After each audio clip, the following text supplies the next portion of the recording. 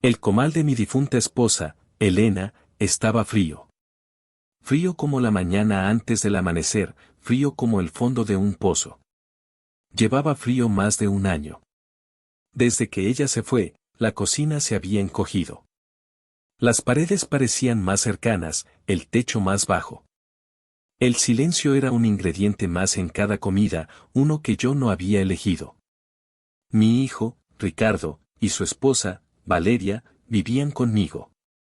O, más bien, yo vivía en una pequeña parte de mi propia casa mientras ellos ocupaban el resto. Era su idea. Para que no estés solo, papá. No estaba solo. Estaba rodeado de sus ruidos, de su prisa, de sus planes que nunca me incluían realmente. Cada mañana, mi ritual era el mismo. Me levantaba antes que el sol, molía el café en el viejo molinillo de manivela de mi padre y preparaba el café de olla. Canela, piloncillo, el agua hirviendo en la olla de barro. El aroma era mi único compañero verdadero en esas horas. Era el fantasma de Elena, sonriéndome desde el vapor. Me sentaba en el porche, con mi taza de barro entre las manos, y veía el mundo despertar. El domingo era el día más difícil. El domingo era el día de la comida familiar. En vida de Elena, la casa se llenaba de vida. El olor de los chiles asados, del cilantro picado, del mole burbujeando lentamente en la cazuela. Y siempre, siempre, el sonido rítmico de sus manos palmeando la masa, dando forma a las tortillas. Un aplauso suave y constante que era el latido del corazón de nuestro hogar. Ahora, los domingos eran diferentes. Valeria era moderna. Ella no cocinaba. Ella ordenaba. Las comidas llegaban en cajas de plástico y bolsas de papel. El sabor era genérico, sin alma. Pero lo peor eran las tortillas. Venían en un paquete de plástico, frías y uniformes. Pálidas. Olor a conservadores. Calentarlas en el microondas era una abominación, las dejaba gomosas y tristes. Yo no decía nada. Me comía mi porción en silencio, el sabor a cartón en mi boca era un recordatorio constante de mi pérdida. Ese domingo en particular, algo se rompió. Estábamos en la mesa. Ricardo hablaba de un negocio, Valeria revisaba su teléfono. Yo miraba el paquete de tortillas en el centro de la mesa, un insulto de celofán. Tomé una. Estaba fría. La doblé y se agrietó por la mitad, como un trozo de tierra seca. Estas cosas no sirven, dije. Fue la primera queja que emití en un año. Valeria levantó la vista de su teléfono, con una ceja arqueada. ¿Qué, suegro? Las tortillas.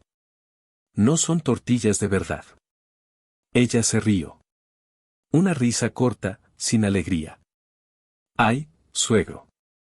Nadie tiene tiempo para hacerlas a mano. Además, ¿quién nota la diferencia? Sentí como si una mano helada me apretara el pecho.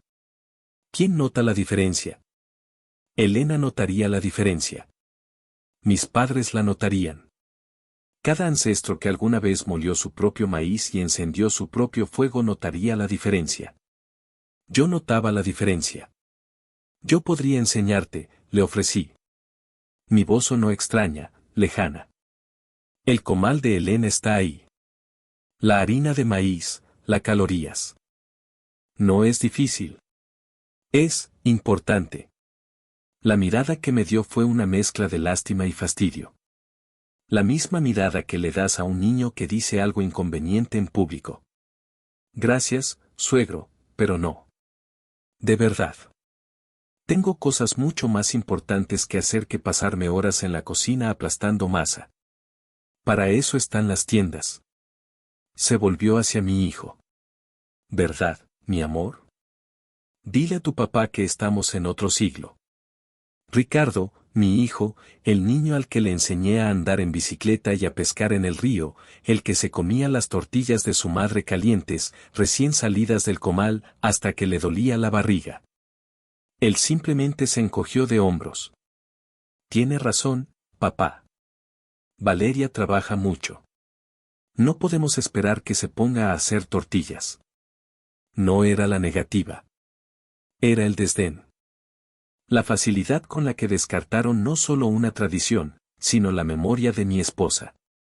El comal de Elena no era solo un trozo de metal. Era su altar. Y ellos lo estaban usando de portavasos para sus refrescos de dieta.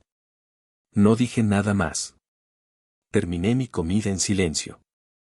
El pollo sabía a ceniza. El arroz a indiferencia. Cuando me levanté de la mesa, sentí el peso de todos mis 80 años. Esa noche no pude dormir. Me quedé sentado en la oscuridad de la sala, mirando por la ventana. La casa estaba en silencio, pero en mi cabeza había un estruendo. Las palabras de Valeria rebotaban contra mi cráneo. Cosas más importantes que hacer. ¿Qué era más importante que alimentar a tu familia con tus propias manos? ¿Qué era más importante que mantener viva una llama que se te había confiado? Me levanté y fui a la cocina. Estaba impecable, estéril. El único olor era el del limpiador de limón que usaba Valeria. Abrí la alacena donde guardaba las cosas de Elena. Allí estaba. El comal de hierro fundido, pesado y negro. Lo saqué. Estaba cubierto de una fina capa de polvo. Lo llevé al fregadero. Lo lavé. Con cuidado, con una reverencia que no había sentido en mucho tiempo. Lo froté con sal y aceite, como Elena me había enseñado, para curarlo de nuevo, para despertarlo de su largo sueño. Mis manos no temblaban. Estaban firmes. Mientras trabajaba, una decisión se formó en mi interior. No con ira. No con rencor. Sino con una claridad fría y dura como el diamante.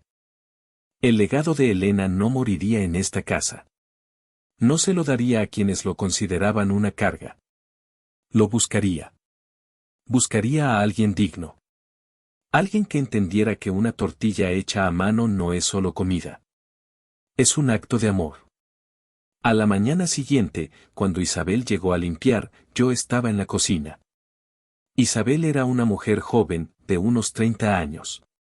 Viuda, con 2 hijos pequeños. Venía 3 veces por semana. Siempre era puntual, trabajadora y silenciosa. Tenía una dignidad tranquila que yo respetaba. A menudo la veía mirar con curiosidad los viejos utensilios de cocina de Elena. Ese día, yo tenía el saco de harina de maíz sobre la mesa. El cuenco de barro. La sal. Buenos días, don Arturo, dijo, dejando su bolso en una silla. Buenos días, Isabel. Ella miró la mesa. ¿Va a cocinar? Voy a hacer tortillas, dije. Una pequeña sonrisa se dibujó en su rostro. Mi abuela las hacía. Yo nunca aprendí bien. Mis manos son torpes para eso. Nadie nace sabiendo, le respondí. Las manos aprenden. Me puse a trabajar. Mezclé la masa con agua tibia y sal. La amasé sobre la piedra del metate, sintiendo cómo cobraba vida bajo mis palmas. El movimiento era memoria. Mis músculos recordaban lo que mi corazón estaba a punto de olvidar. Isabel empezó a limpiar en la sala, pero la sentía observándome de reojo. Puse el comal de Elena al fuego. El metal se calentó, liberando un olor a hierro y a recuerdos.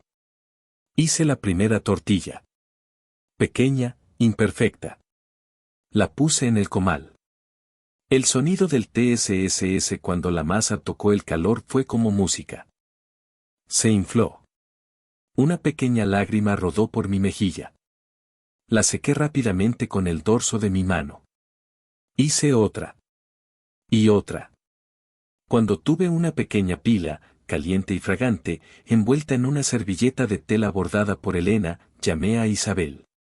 Ven, prueba una. Ella se acercó, secándose las manos en el delantal. Tomó una con timidez. Le sopló un poco y le dio un mordisco. Cerró los ojos. Don Arturo, susurró. Sabe a mi niñez. En ese momento, lo supe. ¿Quieres aprender?, le pregunté. Sus ojos se abrieron de par en par, llenos de una sorpresa genuina. Yo. Pero, yo tengo que limpiar. La señora Valeria. La señora Valeria no está aquí, dije con calma. Y la limpieza puede esperar. Esto es más importante. Su duda luchó contra su deseo. Pude verlo en su rostro. No tengo nada con que pagarle la lección, don Arturo. No te estoy pidiendo dinero, Isabel. Te estoy pidiendo tus manos. ¿Y tu tiempo? Asintió lentamente. Una luz de emoción brillaba en sus ojos. Así comenzaron nuestras lecciones. 3 veces por semana, antes de que empezara su trabajo de limpieza, nos sentábamos en la cocina. El sol de la mañana entraba por la ventana, iluminando las motas de harina en el aire. Le enseñé a sentir la masa. No es una ciencia exacta, le decía. Tienes que sentirla. Te dirá si necesita más agua o más harina. Tienes que escucharla. Sus primeras tortillas eran deformes. Gruesas por un lado, delgadas por el otro. Se rompían en el comal. Ella se frustraba. Le dije que mis manos son torpes, don Arturo. Tus manos no son torpes, le corregía yo con paciencia.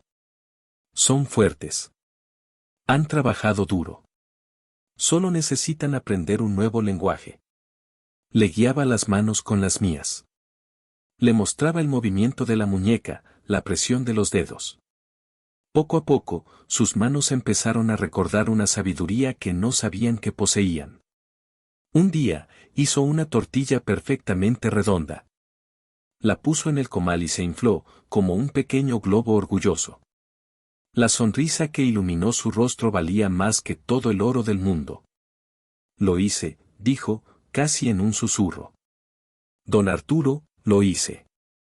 Claro que lo hiciste, le dije. Te lo dije. Tus manos aprendieron. Nuestras mañanas se convirtieron en mi refugio. Hablábamos poco, pero era una comunicación más profunda. Hablábamos con el lenguaje de la masa, del calor, del aroma del maíz cocido.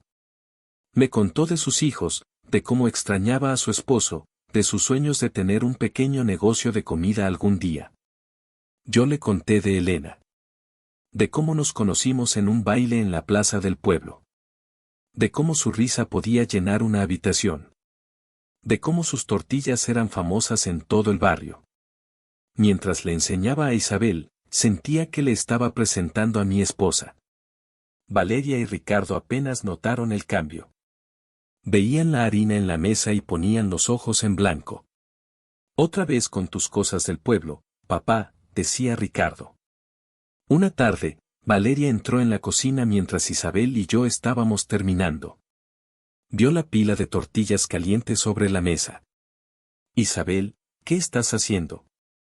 Se supone que tienes que estar limpiando. Isabel se encogió, avergonzada.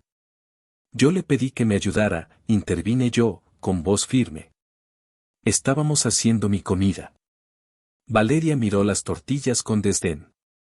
Pues qué bien. Espero que esto no interfiera con tu trabajo.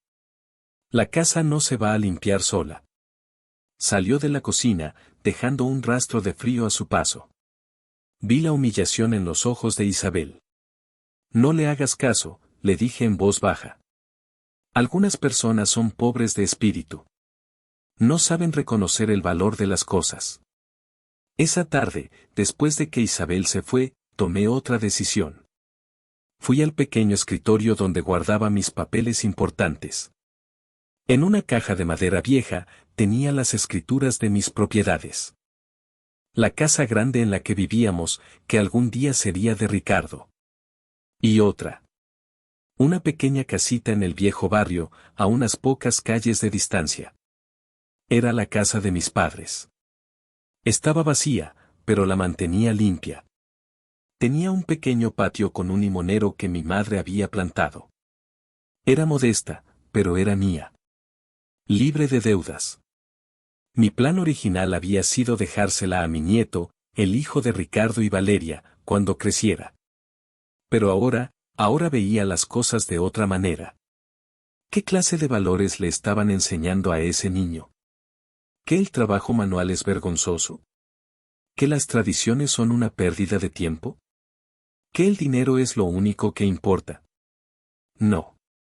El legado no solo es tierra y ladrillos. Es sabiduría. Es respeto. Al día siguiente, llamé al licenciado Ramírez, un viejo amigo de la familia. Ernesto, le dije por teléfono. Necesito verte. Quiero hacer un cambio en mis papeles. Nos vimos en su oficina. El lugar olía a papel viejo y a café fuerte. Era un olor reconfortante. Le expliqué lo que quería hacer. Quería poner la casita de mis padres a nombre de Isabel Martínez. El licenciado Ramírez me miró por encima de sus gafas. Arturo, ¿estás seguro? Es un movimiento inusual. Regalar una propiedad a tu empleada de limpieza. Ella no es mi empleada de limpieza, Ernesto. Es mi alumna. Y mi amiga. Es la única persona que ha mostrado respeto por la memoria de mi esposa en mucho tiempo. Le conté la historia de las tortillas. Él escuchó pacientemente, asintiendo de vez en cuando. Cuando terminé, se quedó en silencio por un largo momento. Luego, sonrió. Una sonrisa genuina y comprensiva. Entiendo, dijo. Hay herencias que no son de sangre. Prepara los papeles, Arturo. Yo me encargo. El proceso tomó algunas semanas. Semanas en las que continué mis lecciones con Isabel. Sus tortillas ya eran tan buenas como las mías. A veces, traía a sus hijos, dos niños pequeños y educados que me miraban con grandes ojos curiosos. Les daba tortillas calientes con sal, y sus sonrisas me recordaban a Ricardo cuando era niño. Una punzada de dolor me atravesó. Pero fue breve. El presente era más fuerte que el pasado. Cuando los papeles estuvieron listos, le pedí a Isabel que se quedara después de su trabajo. Estábamos en la cocina. El sol de la tarde entraba por la ventana, pintando todo de un color dorado. Saqué un sobre grande de mi cajón. Isabel, quiero darte algo. Ella me miró con confusión. Don Arturo, usted ya me ha dado mucho. Me ha enseñado algo que atesoraré por siempre. Esto es diferente. Le entregué el sobre. Lo abrió con cuidado. Sus ojos recorrieron el documento. Vi el momento exacto en que entendió lo que era. Su rostro palideció. Sus manos empezaron a temblar. No entiendo. Esto es una escritura. De una casa. Y tiene mi nombre. Levantó la vista hacia mí, sus ojos llenos de lágrimas e incredulidad. Don Arturo, esto es un error. No es ningún error, Isabel. Pero, ¿por qué? Yo no he hecho nada para merecer esto. Es demasiado. Me acerqué a ella. Puse mi mano sobre la suya, que todavía sostenía el papel. Has hecho más de lo que crees. Me has devuelto un pedazo de mi vida. Le has dado un nuevo hogar a la memoria de mi esposa. En esa casa, hay una cocina. Y un patio. Podrás hacer tortillas y venderlas. Podrás empezar tu negocio. Tus hijos tendrán un lugar seguro donde crecer. Ella empezó a llorar, un llanto silencioso que le sacudía todo el cuerpo. Pero, ¿y su familia, su hijo? Mi hijo tiene su propio camino, dije, y por primera vez, lo sentí como una verdad absoluta, no como una fuente de dolor. Yo estoy eligiendo el mío. Estoy poniendo mi legado en manos que sé que lo cuidarán. Se levantó y me abrazó. Fue un abrazo torpe, de una mujer que no estaba acostumbrada a recibir bondad. Sentí sus lágrimas en mi camisa. Gracias, don Arturo, sollozó. Que Dios se lo pague.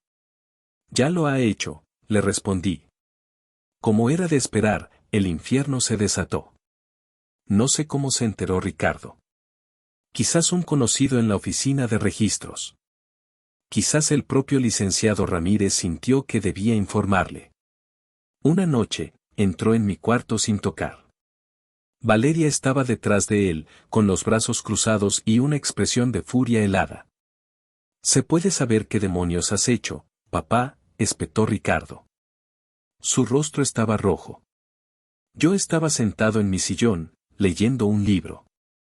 No me inmuté. Buenas noches, hijo. Veo que te enteraste. Que si me enteré, todo el mundo está hablando de eso, le regalaste la casa de los abuelos a la sirvienta. La palabra sirvienta la escupió como si fuera veneno. Su nombre es Isabel, corregí con calma. Y sí, se la di. Era mía para darla. Esa casa era para mi hijo, era parte de nuestra herencia. Tu herencia es esta casa, le dije, señalando a nuestro alrededor. Una casa grande que nunca has tenido que pagar. Un techo sobre tu cabeza. Comida en tu mesa, ¿te parece poco? ¿Estás senil?, gritó. Esa mujer te ha manipulado, te ha lavado el cerebro. Valeria finalmente habló, su voz era un siseo. Sabía que había algo raro en ella. Siempre tan calladita, tan mosquita muerta. Seguramente te sedujo, viejo verde. El insulto fue tan vil, tan bajo, que en lugar de herirme, me dio una fuerza inesperada. Me levanté lentamente. Mi cuerpo se sentía viejo, pero mi espíritu era de acero. Los miré a los dos.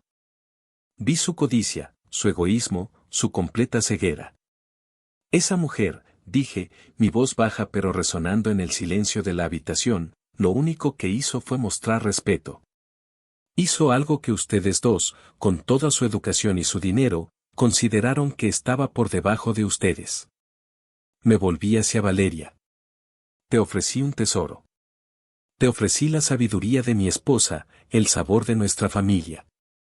Y te burlaste de él. Lo llamaste una pérdida de tiempo. Luego me volví hacia mi hijo.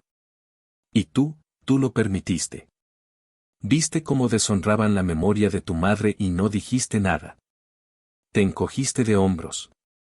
El color desapareció del rostro de Ricardo. La herencia no es solo lo que se puede vender, hijo. Es lo que se debe proteger. Y yo he protegido la mía. La puse en manos de alguien que entiende su valor. Esto no se va a quedar así, amenazó Ricardo. Hablaremos con un abogado. Probaremos que no estás en tu sano juicio. Adelante, le dije. Hablen con quien quieran. El licenciado Ramírez puede testificar sobre mi claridad mental. Y yo puedo testificar sobre su carácter. Hubo un largo silencio. Se dieron cuenta de que no había nada que pudieran hacer. La decisión estaba tomada. La tinta estaba seca. Se fueron de mi cuarto, dando un portazo. Esa noche, por primera vez en mucho tiempo, dormí profundamente. La vida en la casa se volvió insostenible. El aire estaba cargado de un resentimiento espeso y amargo. Las comidas eran silenciosas y tensas. Isabel, por supuesto, dejó de venir. No podía ponerla en esa situación. Nos veíamos a veces en el mercado. Me contaba con entusiasmo sobre sus planes para la casita. Iba a pintar la cocina de amarillo, el color favorito de su madre. Iba a poner un puesto de antojitos en la ventana que daba a la calle. Sus hijos estaban felices, corriendo en el patio bajo el limonero. Unas semanas después, empaqué una pequeña maleta. Cuando Ricardo y Valeria llegaron del trabajo, yo estaba esperándolos en la sala. Me voy, les anuncié. ¿Qué, a dónde vas a ir?, preguntó Ricardo, más molesto que preocupado. Isabel me ha ofrecido un cuarto en la casa. A cambio de ayudarla con el negocio y cuidar a los niños de vez en cuando. Valeria soltó una carcajada cruel. Increíble. Vas a ir a vivir de arrimado con la sirvienta. Voy a ir a vivir a un hogar, repliqué. Donde se valora el respeto. Donde la comida se hace con amor. Donde el silencio es paz, no guerra. Miré a mi hijo. La casa es tuya, Ricardo. Siempre lo fue. Disfrútala. Espero que algún día entiendas lo que has perdido. Y no me refiero a la casita del abuelo. Salí por la puerta principal de la casa que había construido con mis propias manos. No miré hacia atrás. La vida en la casita era simple. Y hermosa. Por las mañanas, el olor a café de olla se mezclaba con el de las tortillas recién hechas en el comal de Elena, que ahora ocupaba un lugar de honor en la cocina de Isabel. La gente del barrio hacía fila para comprar sus tortillas, sus sopes, sus tlacoyos. El negocio prosperó. Los hijos de Isabel me llamaban abuelo Arturo. Jugábamos dominó en el patio. Les contaba historias de sus abuelos, a quienes nunca conocieron. A veces, desde la ventana, veía pasar a Ricardo en su coche caro. Reducía la velocidad, miraba hacia la casa. Su rostro siempre era una máscara de confusión y remordimiento. Nunca se detenía. Una tarde, Isabel se sentó a mi lado en el patio. Don Arturo, dijo en voz baja. Aún me siento culpable. Separé a un padre de su hijo. Yo negué con la cabeza. Tomé una tortilla caliente del canasto que teníamos entre nosotros. Estaba suave, perfecta. Tú no separaste a nadie, Isabel. Ellos se separaron solos hace mucho tiempo. Se separaron de sus raíces, de su historia. Tú solo me mostraste un camino de regreso a casa. Le di un mordisco a la tortilla. Sabía a maíz. A fuego. A dignidad. Sabía a victoria.